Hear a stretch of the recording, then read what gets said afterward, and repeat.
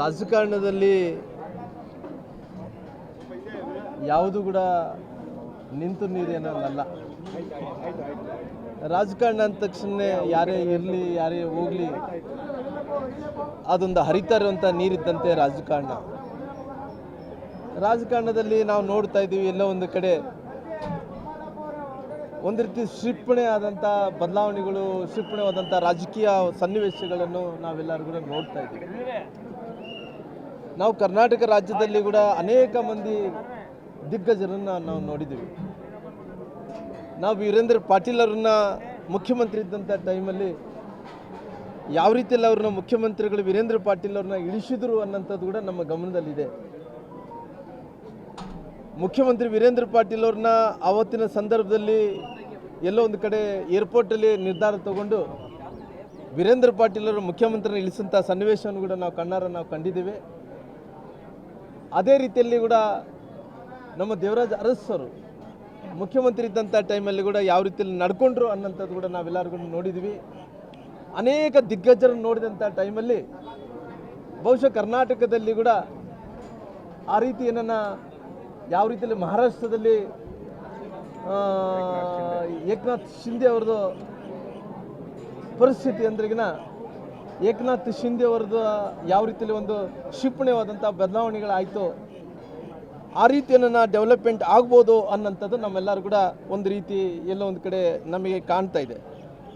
ಹಂಗಾಗಿ ನಾವು ಇವರೆಲ್ಲರನ್ನ ಉದಾಹರಣೆ ನೋಡಿಕೊಂಡು ಇವತ್ತು ರಾಜಕಾರಣದಲ್ಲಿ ಅನೇಕ ಅಂದ್ರೆಗಿನ ಇವತ್ತು ಬಹುಶಃ ಕರ್ನಾಟಕದಲ್ಲಿ ಕೂಡ ಈ ಸಿಂಧಿಯಾ ಫಿನಾಮಿನ ನೋಡಿದಂಥ ಟೈಮಲ್ಲಿ ಕರ್ನಾಟಕದಲ್ಲಿ ಕೂಡ ಇನ್ನೊಂದು ಸಿಂಧಿಯಾ ಫಿನಾಮಿನ ಆಗ್ಬೋದು ಅನ್ನೋಂಥದ್ದು ಕೂಡ ನಮಗೆಲ್ಲ ರೀತಿಯಲ್ಲಿ ಕೂಡ ಒಂದು ಇಲ್ಲಿ ಜನರು ಒಂದು ರೀತಿ ಅವರು ಕುತೂಹಲದಿಂದ ನೋಡ್ತಾರೆ. ಕಾರಣ ಕರ್ನಾಟಕದಲ್ಲಿ ಇವತ್ತು ಎಲ್ಲ ಪರಿಸ್ಥಿತಿಗಳು ಆಗ್ಬೋದು ಅನ್ನೋಂಥದ್ದು ಕೂಡ ನಮಗೆ ಕಣ್ಮುಂದೆ ಇದೆ. ಹಂಗಾಗಿ ಮುಂದಿನ ದಿನಗಳಲ್ಲಿ ಕರ್ನಾಟಕದಲ್ಲಿ ಕೂಡ ಯಾವ ರೀತಿಯಲ್ಲಿ ಶಿವಸೇನಾ ಮತ್ತು ಅಜಿತ್ ಪವಾರ್ ಅವರು ಎಲ್ಲರೂ ಕೂಡ ಸೇರಿ ಪುನಃ ಆವತ್ತಿನ ಸಂದರ್ಭದಲ್ಲಿ ಶಿಂದೆ ಅವರು ಮಧ್ಯದಲ್ಲಿ ಬಂದು ಆ ಶಿಂದೆ ಫಿನಾಮ ಮಹಾರಾಷ್ಟ್ರದಲ್ಲಿ ಹಂಗೆ ಯಾವ ರೀತಿಯಲ್ಲಿ ಪ್ರಾರಂಭ ಆಯಿತೋ ಕರ್ನಾಟಕದಲ್ಲಿ ಕೂಡ ಇನ್ನೊಂದು ಶಿಂದೆ ಫಿನಾಮ ಪ್ರಾರಂಭ ಆಗ್ಬೋದು ಅನ್ನೋಂಥದ್ದು ನಾವೆಲ್ಲರೂ ಕೂಡ ಕಾಣ್ತಾ ಇದ್ದೀವಿ.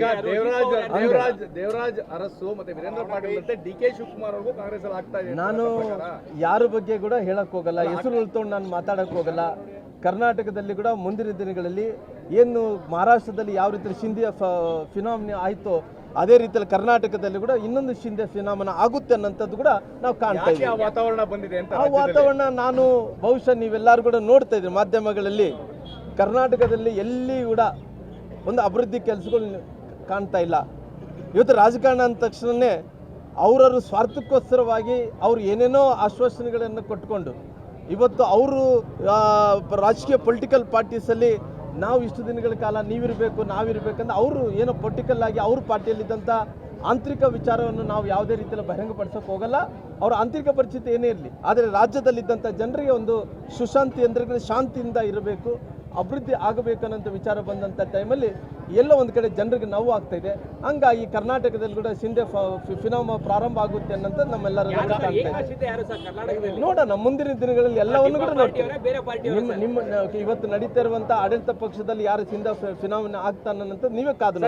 ಕಾಂಗ್ರೆಸ್ಸೇತರ ಪಕ್ಷಕ್ಕೆ ತಮ್ಮ ಬಿಜೆಪಿಯ ಬೆಂಬಲ ಯಾವಾಗಲೂ ಇರುತ್ತಾ? ಕಾಂಗ್ರೆಸ್ಸೇತರ ಸರ್ಕಾರಗಳಿಗೆ ನೋಡೋಣ. ಆಗಿನ ಪರಿಸ್ಥಿತಿಯಲ್ಲಿ ಅವತ್ತು ಮಹಾರಾಷ್ಟ್ರದಲ್ಲಿ ಏನಾಯ್ತು, ಕಾಂಗ್ರೆಸ್ ಶಿವಸೇನಾ ಶರದ್ ಪವಾರ್ ಅವರು ಮತ್ತು ಬೇರೆ ಎಲ್ಲರೂ ಕಟ್ಕೊಂಡು ಮಹಾರಾಷ್ಟ್ರದಲ್ಲಿ ಸರ್ಕಾರ ಮಾಡ್ತಾ ಇದ್ರು. ಆವತ್ತಿನ ಸಂದರ್ಭದಲ್ಲಿ ಶಿಂದೆ ಅವರು ಕೂಡ ಅವ್ರ ಪಾರ್ಟಿಯಲ್ಲಿ ಇದ್ದಂಥವರೇ ಅಲ್ಲ, ಅವ್ರ ಪಾರ್ಟಿಯಲ್ಲಿ ಇದ್ದಂಥವ್ರು ಬಂದು ಹೊರಗಡೆ ಬಂದು ಒಂದು ಶಿಂಧಿಯಾ ಫಿನಾಮಿನ ಯಾವ ರೀತಿಯಲ್ಲಿ ಪ್ರಾರಂಭ ಆಗಿ ಬಿಜೆಪಿ ಯಾವ ರೀತಿಯಲ್ಲಿ ಬೆಂಬಲ ಕೊಡ್ತೋ ಅದೆಲ್ಲವನ್ನು ಕೂಡ ನೋಡಿದಿರಿ. ನಾನೇನು ಹೇಳೋದು ಬೇಕಾಗಿಲ್ಲ. ಮುಂದಿನ ದಿನಗಳಲ್ಲಿ ಅವು ಏನಾಗಬೇಕನ್ನಂತ ರಾಷ್ಟ್ರೀಯ ನಾಯಕರು ತೀರ್ಮಾನವನ್ನು ತಗೊಂತಾರೆ. ಅರಮನೆ ಮೈದಾನದಲ್ಲಿ ಒಂದು ಪರ್ಯಾಯ ಸಭೆ ಮತ್ತೆ ತಾವು ನಿನ್ನೆ ಹೇಳಿದ್ರಿ, ಯಾವುದೇ ಬಂಡ ಎಲ್ಲ ಸಣ್ಣ ಪುಟ್ಟ ಇವತ್ತು ಪರ್ಯಾಯ ಸಭೆ ನಡೀತಾ ಇದೆ ಅರಮನೆ ಮೈದಾನದಲ್ಲಿ. ಅದೆಲ್ಲ ಕೂಡ ರಾಷ್ಟ್ರೀಯ ನಾಯಕರು ಸರಿಪಡಿಸುವಂತ ಕೆಲಸ ಮಾಡ್ತಾರೆ. ಯಾವಾಗ ಸರ್ ರಾಷ್ಟ್ರೀಯ ಪಕ್ಷ ಸರಿ ಹೈಕಮಾಂಡ್ ವೀಕ್ ಆಗೋಯ್ತಾ ಅಂತ ಬಿಜೆಪಿ? ನಮ್ಮ ಭಾರತೀಯ ಜನತಾ ಪಾರ್ಟಿಯಲ್ಲಿ ಯಾವುದೇ ರೀತಿಯಲ್ಲಿ ಹೈಕಮಾಂಡ್ ವೀಕ್ ಅನ್ನೋಂಥ ಪ್ರಶ್ನೆನೇ ಇಲ್ಲ.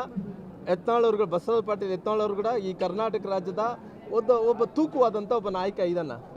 ಭಾರತೀಯ ಜನತಾ ಪಾರ್ಟಿ ಇವತ್ತು ಯಾವುದೇ ವೈಯಕ್ತಿಕವಾದಂಥ ವಿಚಾರ ಬಂದಂಥ ಟೈಮಲ್ಲಿ ಸಣ್ಣ ಪುಟ್ಟ ವ್ಯತ್ಯಾಸಗಳು ಇದಾಗಲಿ ಪಾರ್ಟಿ ವಿಚಾರ ಬಂದಂಥ ಟೈಮಲ್ಲಿ ನಾವೆಲ್ಲರೂ ಒಂದೇ ಅನ್ನೋಂಥ ಭಾವನೆಯಿಂದ ಪಾರ್ಟಿಯಲ್ಲಿ ಕೆಲಸ ಮಾಡ್ತೀವಿ. ಇವತ್ತು ಯಾರಾದರೂ ಕೂಡ ನಾವೆಲ್ಲರೂ ಕೂಡ ಸೇರ್ಕೊತೀವಿ. ಆಲ್ರೆಡಿ ಏನು ಸ್ಪಷ್ಟನೆ ಕೊಡಬೇಕಾಯ್ತು ಎಲ್ಲ ಮಾಧ್ಯಮಗಳ ಮೂಲಕ ಹೈಕಮಾಂಡ್ ಕೂಡ ಯತ್ನಾಳ್ ಕೊಟ್ಟಿರೋ ಕಾರಣ ಮುಂದಿನ ದಿನಗಳಲ್ಲಿ ಎಲ್ಲರನ್ನೂ ಕೂಡ ಜೋಡಿಸ್ಕೊಂಡು ಅಧಿಕಾರಕ್ಕೆ ಬರಬೇಕಂದ್ರೆ ಎಲ್ಲರೂ ಕೂಡ ಜೋಡಬೇಕಲ್ಲ, ಜೋಡಿಸ್ಕೊಂತೀವಿ. ಆ ಚಾಮುಂಡಿ ತಾಯಿ ಆಶೀರ್ವಾದದಿಂದ ಪುನಃ ಅಧಿಕಾರಕ್ಕೆ ಕೂಡ ಬರೋಂಥ ಪ್ರಯತ್ನ ಮಾಡ್ತೀವಿ. ಕರ್ನಾಟಕದ ಏಕನಾಥ್ ಶಿಂದೆಗೆ ನಿಮ್ಮ ಪಾರ್ಟಿಯ ಬೆಂಬಲ ಇದೆಯಾ ಸರ್? ಅಲ್ಲ ನೋಡೋಣಲ್ಲ, ಇವತ್ತಿನ ಶಿಂದೆ ಫಿನಾಮಿನ ಪ್ರಾರಂಭ ಆದ ನಂತರ ಯಾವ ರೀತಿ ಮಹಾರಾಷ್ಟ್ರದಲ್ಲಿ ಏನಾಯ್ತು ಕರ್ನಾಟಕದಲ್ಲಿ ಕೂಡ ಹಂಗೆ ಆಗ್ಬೋದಲ್ಲ. ನಾನು ನಿರ್ಧಾರ ತೊಗೊಳೋದಲ್ಲ, ನಮ್ಮ ರಾಷ್ಟ್ರೀಯ ನಾಯಕರು ನಿರ್ಧಾರ ತಗೋಬೇಕು. ಈಗ ಜಾತಿ ಗಣತಿ ಬಗ್ಗೆ ಎಂ ಬಿ ಪಾಟೀಲ್ ಅವರು ಹೇಳಿದ್ದಾರೆ, ಲಿಂಗಾಯತ ಸಮುದಾಯದಲ್ಲೂ ಸಹ ಉಪಗಣತಿಗಳಾಗಿದೆ, ಅದು ಸರಿ ಇಲ್ಲ ಅನ್ನೋ ಒಂದು ರೀತಿಯಂತ ಅಭಿಪ್ರಾಯ. ನೋಡ್ರಿ, ಅದರ ವಿಚಾರದಲ್ಲಿ ಭಾಳಷ್ಟು ಜನರಿಗೆ ಗೊಂದಲ ಇದೆ. ಜಾತಿ ಗಣಿತ ಮಾಡಿರೋದೇ ಸರಿ ಇಲ್ಲ ಅನ್ನೋಂಥದ್ದು ಗೊಂದಲ ಇದೆ. ಆ ಜಾತಿ ಗಣಿತ ಮಾಡಿರೋಂಥದ್ದು ಕೂಡ ಎಲ್ಲೋ ಒಂದು ಕಡೆ ಕಾನ್ಸ್ಪಿರಸಿ, ಆ ಕಾನ್ಸ್ಪಿರಸಿ ಅಂತೇಳಿ ಏನು ಹೇಳಕ್ ಹೋಗಲ್ಲ. ಅದು ಏನಾಗುತ್ತೆ ಅನ್ನೋಂಥದ್ದು ತಾವು ಮುಂದಿನ ದಿನಗಳಲ್ಲಿ ನೋಡ್ಬೋದು. ಎಲ್ಲರೂ ಕೂಡ ವಿರುದ್ಧವಾಗಿ ರಾಜ್ಯದ ಮಹತ್ತರ ಬದಲಾವಣೆ ಅಂತೂ ಆಗ್ತದೆ. ಖಂಡಿತವಾಗಿ ರಾಜಕಾರಣದಲ್ಲಿ ಯಾವುದು ಕೂಡ ನಿಂತು ನೀರೇನಲ್ಲ. ರಾಜಕಾರಣ ಅಂದ ತಕ್ಷಣ ಯಾರೇ ಇರಲಿ ಯಾರೇ ಹೋಗಲಿ ಅದೊಂದು ಹರಿತಾ ಇರುವಂಥ ನೀರಿದ್ದಂತೆ ರಾಜಕಾರಣದಲ್ಲಿ ನಾವು ನೋಡ್ತಾ ಇದ್ದೀವಿ. ಎಲ್ಲ ಒಂದು ಕಡೆ ಒಂದು ರೀತಿ ಕ್ಷಿಪಣಿ ಆದಂಥ ಬದಲಾವಣೆಗಳು, ಕ್ಷಿಪಣಿಯಾದಂಥ ರಾಜಕೀಯ ಸನ್ನಿವೇಶಗಳನ್ನು ನಾವೆಲ್ಲರೂ ಕೂಡ ನೋಡ್ತಾ ಇದ್ದೀವಿ. ನಾವು ಕರ್ನಾಟಕ ರಾಜ್ಯದಲ್ಲಿ ಕೂಡ ಅನೇಕ ಮಂದಿ ದಿಗ್ಗಜರನ್ನು ನಾವು ನೋಡಿದ್ದೀವಿ. ನಾವು ವೀರೇಂದ್ರ ಪಾಟೀಲ್ ಅವ್ರನ್ನ ಮುಖ್ಯಮಂತ್ರಿ ಇದ್ದಂಥ ಟೈಮಲ್ಲಿ ಯಾವ ರೀತಿಯಲ್ಲಿ ಅವ್ರನ್ನ ಮುಖ್ಯಮಂತ್ರಿಗಳು ವೀರೇಂದ್ರ ಪಾಟೀಲ್ ಅವ್ರನ್ನ ಇಳಿಸಿದ್ರು ಅನ್ನೋಂಥದ್ದು ಕೂಡ ನಮ್ಮ ಗಮನದಲ್ಲಿದೆ. ಮುಖ್ಯಮಂತ್ರಿ ವೀರೇಂದ್ರ ಪಾಟೀಲ್ ಅವ್ರನ್ನ ಆವತ್ತಿನ ಸಂದರ್ಭದಲ್ಲಿ ಎಲ್ಲೋ ಒಂದು ಕಡೆ ಏರ್ಪೋರ್ಟಲ್ಲಿ ನಿರ್ಧಾರ ತಗೊಂಡು ವೀರೇಂದ್ರ ಪಾಟೀಲ್ ಅವರು ಮುಖ್ಯಮಂತ್ರಿನ ಇಳಿಸಂಥ ಸನ್ನಿವೇಶವನ್ನು ಕೂಡ ನಾವು ಕಂಡಿದ್ದೇವೆ. ಅದೇ ರೀತಿಯಲ್ಲಿ ಕೂಡ ನಮ್ಮ ದೇವರಾಜ್ ಅರಸ್ ಅವರು ಮುಖ್ಯಮಂತ್ರಿ ಇದ್ದಂಥ ಟೈಮಲ್ಲಿ ಕೂಡ ಯಾವ ರೀತಿಯಲ್ಲಿ ನಡ್ಕೊಂಡ್ರು ಅನ್ನೋಂಥದ್ದು ಕೂಡ ನಾವೆಲ್ಲರೂ ಕೂಡ ನೋಡಿದ್ವಿ.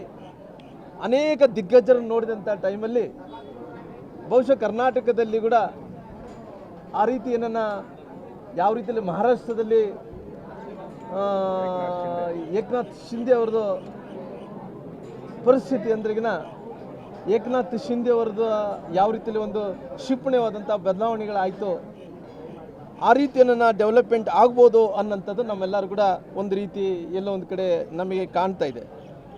ಹಂಗಾಗಿ ನಾವು ಇವರೆಲ್ಲರನ್ನ ಉದಾಹರಣೆ ನೋಡಿಕೊಂಡು ಇವತ್ತು ರಾಜಕಾರಣದಲ್ಲಿ ಅನೇಕ ಅಂದ್ರೆಗಿನ ಇವತ್ತು ಬಹುಶಃ ಕರ್ನಾಟಕದಲ್ಲಿ ಕೂಡ ಈ ಸಿಂಧಿಯ ಫಿನಾಮಿನ ನೋಡಿದಂಥ ಟೈಮಲ್ಲಿ ಕರ್ನಾಟಕದಲ್ಲಿ ಕೂಡ ಇನ್ನೊಂದು ಸಿಂಧಿಯ ಫಿನಾಮಿನ ಆಗ್ಬೋದು ಅನ್ನೋಂಥದ್ದು ಕೂಡ ನಮಗೆಲ್ಲ ರೀತಿಯಲ್ಲಿ ಕೂಡ ಒಂದು ಇಲ್ಲಿ ಜನರು ಒಂದು ರೀತಿ ಅವರು ಕುತೂಹಲದಿಂದ ನೋಡ್ತಾರೆ. ಕಾರಣ ಕರ್ನಾಟಕದಲ್ಲಿ ಇವತ್ತು ಎಲ್ಲ ಪರಿಸ್ಥಿತಿಗಳು ಆಗ್ಬೋದು ಅನ್ನೋಂಥದ್ದು ಕೂಡ ನಮಗೆ ಕಣ್ಮುಂದೆ ಇದೆ.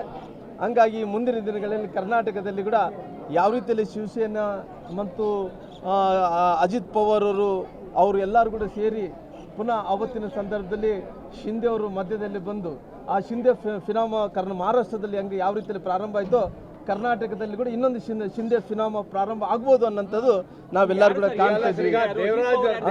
ದೇವರಾಜ್ ಅರಸು ಮತ್ತೆ ವೀರೇಂದ್ರ ಪಾಟೀಲ್ ಮತ್ತೆ ಡಿ ಕೆ ಶಿವಕುಮಾರ್ ಅವ್ರಿಗೂ ಕಾಂಗ್ರೆಸ್ ಅಲ್ಲಿ ಆಗ್ತಾ ಇದೆ. ನಾನು ಯಾರ ಬಗ್ಗೆ ಕೂಡ ಹೇಳಕ್ ಹೋಗಲ್ಲ, ಹೆಸರು ಉಳ್ಕೊಂಡು ನಾನು ಮಾತಾಡಕ್ ಹೋಗಲ್ಲ. ಕರ್ನಾಟಕದಲ್ಲಿ ಕೂಡ ಮುಂದಿನ ದಿನಗಳಲ್ಲಿ ಏನು ಮಹಾರಾಷ್ಟ್ರದಲ್ಲಿ ಯಾವ ರೀತಿ ಶಿಂದೆ ಫಿನಾಮಿನ ಆಯಿತೋ ಅದೇ ರೀತಿಯಲ್ಲಿ ಕರ್ನಾಟಕದಲ್ಲಿ ಕೂಡ ಇನ್ನೊಂದು ಶಿಂದೆ ಫಿನಾಮಿನ ಆಗುತ್ತೆ ಅನ್ನೋಂಥದ್ದು ಕೂಡ ನಾವು ಕಾಣ್ತಾ ಇದ್ದೀವಿ. ವಾತಾವರಣ ಬಂದಿದೆ ಅಂತ ಆ ವಾತಾವರಣ ನಾನು ಬಹುಶಃ ನೀವೆಲ್ಲರೂ ಕೂಡ ನೋಡ್ತಾ ಇದ್ದೀರಿ ಮಾಧ್ಯಮಗಳಲ್ಲಿ. ಕರ್ನಾಟಕದಲ್ಲಿ ಎಲ್ಲಿ ಕೂಡ ಒಂದು ಅಭಿವೃದ್ಧಿ ಕೆಲಸಗಳು ಕಾಣ್ತಾ ಇಲ್ಲ. ಇವತ್ತು ರಾಜಕಾರಣ ಅಂದ ತಕ್ಷಣವೇ ಅವರವರು ಸ್ವಾರ್ಥಕ್ಕೋಸ್ಕರವಾಗಿ ಅವರು ಏನೇನೋ ಆಶ್ವಾಸನೆಗಳನ್ನು ಕೊಟ್ಕೊಂಡು ಇವತ್ತು ಅವರು ರಾಜಕೀಯ ಪೊಲಿಟಿಕಲ್ ಪಾರ್ಟೀಸಲ್ಲಿ ನಾವು ಇಷ್ಟು ದಿನಗಳ ಕಾಲ ನೀವಿರಬೇಕು ನಾವಿರಬೇಕಂದ್ರೆ ಅವರು ಏನೋ ಪೊಲಿಟಿಕಲ್ ಆಗಿ ಅವ್ರ ಪಾರ್ಟಿಯಲ್ಲಿದ್ದಂಥ ಆಂತರಿಕ ವಿಚಾರವನ್ನು ನಾವು ಯಾವುದೇ ರೀತಿಯಲ್ಲಿ ಬಹಿರಂಗಪಡಿಸೋಕೆ ಹೋಗಲ್ಲ. ಅವರ ಆಂತರಿಕ ಪರಿಸ್ಥಿತಿ ಏನೇ ಇರಲಿ, ಆದರೆ ರಾಜ್ಯದಲ್ಲಿದ್ದಂಥ ಜನರಿಗೆ ಒಂದು ಸುಶಾಂತಿ ಅಂದರೆ ಶಾಂತಿಯಿಂದ ಇರಬೇಕು, ಅಭಿವೃದ್ಧಿ ಆಗಬೇಕನ್ನೋಂಥ ವಿಚಾರ ಬಂದಂಥ ಟೈಮಲ್ಲಿ ಎಲ್ಲೋ ಒಂದು ಕಡೆ ಜನರಿಗೆ ನೋವು ಆಗ್ತಾ ಇದೆ. ಹಂಗಾಗಿ ಕರ್ನಾಟಕದಲ್ಲಿ ಕೂಡ ಶಿಂದೆ ಫಿನಾಮ ಪ್ರಾರಂಭ ಆಗುತ್ತೆ ಅನ್ನೋಂಥ ನಮ್ಮೆಲ್ಲರೂ ಕಾಣ್ತಾ ಇದ್ದೀವಿ. ನೋಡೋಣ ಮುಂದಿನ ದಿನಗಳಲ್ಲಿ ಎಲ್ಲವನ್ನು ಕೂಡ ನೋಡ್ತೀವಿ. ನಿಮ್ಮ ಇವತ್ತು ನಡೀತಾ ಇರುವಂಥ ಆಡಳಿತ ಪಕ್ಷದಲ್ಲಿ ಯಾರು ಶಿಂದೆ ಫಿನಾಮಿನ ಆಗ್ತಾನಂತ ನೀವೇ ಕಾದು ನೋಡಿ. ಈಗ ಕಾಂಗ್ರೆಸ್ ಏತರ ಪಕ್ಷಕ್ಕೆ ತಮ್ಮ ಬಿಜೆಪಿಯ ಬೆಂಬಲ ಯಾವಾಗಲೂ ಇರುತ್ತಾ? ಕಾಂಗ್ರೆಸ್ ಏತರ ಸರ್ಕಾರಗಳಿಗೆ ನೋಡೋಣ. ಆಗಿನ ಪರಿಸ್ಥಿತಿಯಲ್ಲಿ ಅವತ್ತು ಮಹಾರಾಷ್ಟ್ರದಲ್ಲಿ ಏನಾಯಿತು, ಅದೇ ಕಾಂಗ್ರೆಸ್ ಶಿವಸೇನಾ ಶರದ್ ಪವಾರ್ ಅವರು ಮತ್ತು ಬೇರೆ ಬೇರೆ ಎಲ್ಲರೂ ಕಟ್ಕೊಂಡು ಮಹಾರಾಷ್ಟ್ರದಲ್ಲಿ ಸರ್ಕಾರ ಮಾಡ್ತಾ ಇದ್ರು.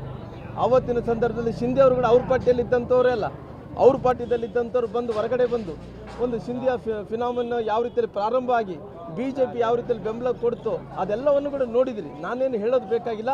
ಮುಂದಿನ ದಿನಗಳಲ್ಲಿ ಅವು ಏನಾಗಬೇಕನ್ನಂತ ರಾಷ್ಟ್ರೀಯ ನಾಯಕರು ತೀರ್ಮಾನವನ್ನು ತಗೊಂತಾರೆ. ಇವತ್ತು ಅರಮನೆ ಮೈದಾನದಲ್ಲಿ ಒಂದು ಪರ್ಯಾಯ ಸಭೆ ಮತ್ತೆ ತಾವು ನಿನ್ನೆ ಹೇಳಿದ್ರು ಯಾವುದೇ ಬಂಡ ಎಲ್ಲ ಸಣ್ಣ ಪುಟ್ಟ ಅಂದ್ರೆ ಇವತ್ತು ಪರ್ಯಾಯ ಸಭೆ ನಡೀತಾ ಇದೆ ಅರಮನೆ ಮೈದಾನದಲ್ಲಿ. ಅದೆಲ್ಲ ಕೂಡ ರಾಷ್ಟ್ರೀಯ ನಾಯಕರು ಸರಿಪಡಿಸುವಂತ ಕೆಲಸ ಮಾಡ್ತಾರೆ. ಅದು ಯಾವಾಗ ಸರ್ ರಾಷ್ಟ್ರೀಯ ಪಕ್ಷ ಸರ್ ಇದು ನಿಜ ಹೈಕಮಾಂಡ್ ವೀಕ್ ಆಗೋಯ್ತಾ ಅಂತ ಬಿಜೆಪಿ ನಮ್ಮ ಭಾರತೀಯ ಜನತಾ ಪಾರ್ಟಿಯಲ್ಲಿ ಸಮಸ್ಯೆ ಭಾರತೀಯ ಜನತಾ ಪಾರ್ಟಿಯಲ್ಲಿ ಯಾವುದೇ ರೀತಿಯಲ್ಲಿ ಹೈಕಮಾಂಡ್ ವೀಕ್ ಅನ್ನೋಂಥ ಪ್ರಶ್ನೆನೇ ಇಲ್ಲ.